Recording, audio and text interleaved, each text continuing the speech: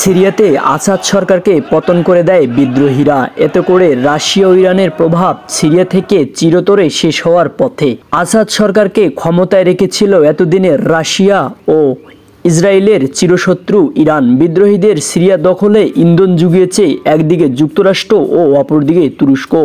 এখন প্রশ্ন, আসাদ সরকারে পতনে লাভ কার বেশি হয়েছে? লাভ কার সেটা তো পরিষ্কার হয়েছে সিরিয়াতে ইসরায়েলের হামলা করাতে। আগে সিরিয়াতে ইসরায়েল আক্রমণ করতে গেলে তাদের চিন্তা করতে হতো একদিকে রাশিয়া ও অপরদিকে তাদের চিরশত্রু রাষ্ট্র ইরানকে নিয়ে। কিন্তু এখন তাদের রাশিয়া ও ইরানের চিন্তা ছাড়া সিরিয়াতে আক্রমণ করতে পারবে এবং তাহা দখল করে নিতে পারবে। তাদের গ্রেটার ইসরায়েল প্রতিষ্ঠার যে পথ সেটা সহজ হয়েছে। এখন বলতেছি বাংলাদেশের শেখ হাসিনাকে নিয়ে। বাংলাদেশে শেখ হাসিনা সরকারের পতনে 16 বছরে শেখ হাসিনা যুগের সমাপ্তিকে ভারত সরকার সহজে হজম করতে পারছে না। তাই তাদের প্রক্সিদের দিয়ে বাংলাদেশকে অস্থির করার সুযোগ নিচ্ছে বারবার। কখনো বা ইসকনকে, আবার কখনো বা বিভিন্ন ধরনের আন্দোলনকারীদের নিয়ে সুযোগ নিচ্ছে ভারত সরকার। এতে করে ভারতের স্বপ্ন যে আর দুঃস্বপ্নের কারণ হয়ে যাচ্ছে তা বলার অপেক্ষা রাখে না।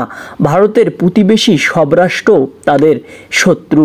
এখন সেই শত্রু রাষ্ট্রে নতুন করে যোগ হয়েছে বাংলাদেশের। শত্রু রাষ্ট্রে পরিণত করেছে ভারতের হকার সাংবাদিকগুলো। এখন ভারতের অস্তিত্ব নিয়ে প্রশ্নের সম্মুখীন, কারণ চীন ও পাকিস্তান ভারতের চিরশত্রু রাষ্ট্র। চীন ও পাকিস্তান বাংলাদেশের পাশে, তাদের বন্ধু রাষ্ট্রের তালিকায় স্থান করে নিয়েছে চীন ও পাকিস্তান।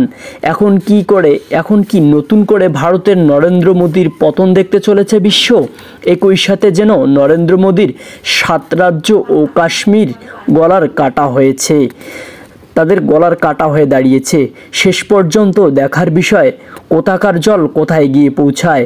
আমাদের সমর্থন করতে আমাদের সাথেই থাকুন। সাবস্ক্রাইব ও কমেন্ট করে জানিয়ে দিবেন যে এরপরে কোন দেশের সরকারের পতন দেখতে চলেছে বিশ্ব।